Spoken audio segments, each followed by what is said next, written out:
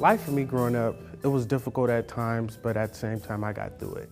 I was the follower. The Mockingbird Society, they changed that. When the state decides to go into a home and remove a child, then we as a collective community have responsibility for that child.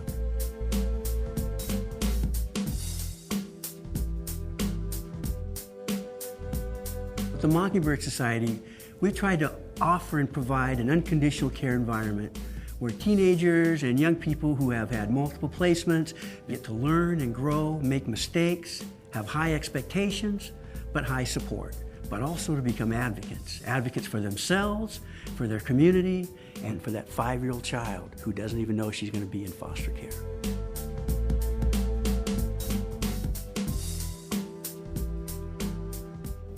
Without advocates to paint a picture for legislators, an issue generally does not move forward. And with an advocate there, it puts a face on the issue. When the kids come down and they can give their personal experiences about what they've had to deal with in their lives, it's a real eye-opener. When you also see that these are kids that even though they've been dealt one of the toughest hands you're ever going to get, they have been able to rise above that.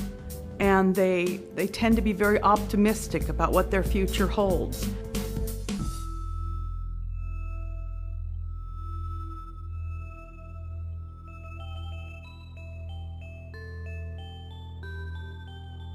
The Mockingbird Society is an incredibly effective organization. It's getting results. It's improving the lives of those in the foster care system.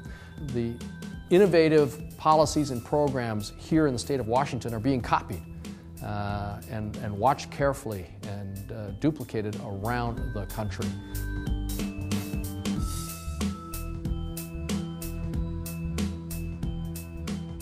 It's really nice to have somebody in your home city doing something before you actually turn it into a law in Congress.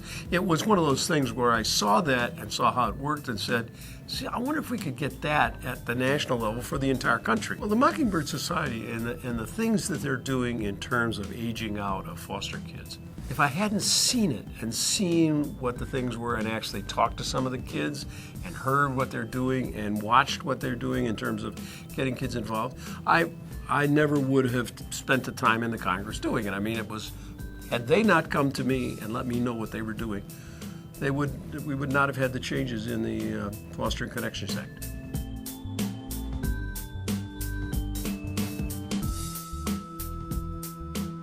We have wonderful legislative success. We have lots of awards on our walls. But truly, the best part of this job for me is having a youngster come up to me and say, I remember when we did the HOPE Act.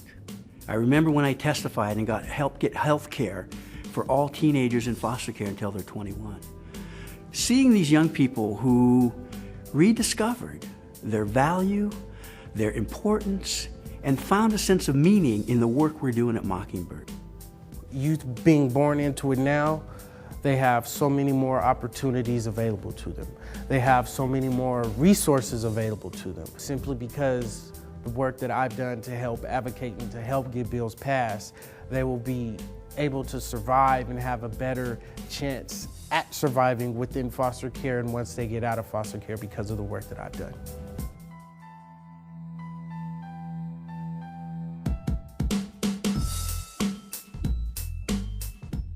I love you, Jim. You're the greatest guy that I've ever met, you know, and you've taught me a lot. And because of that, I won't forget about you when your job is taken by me.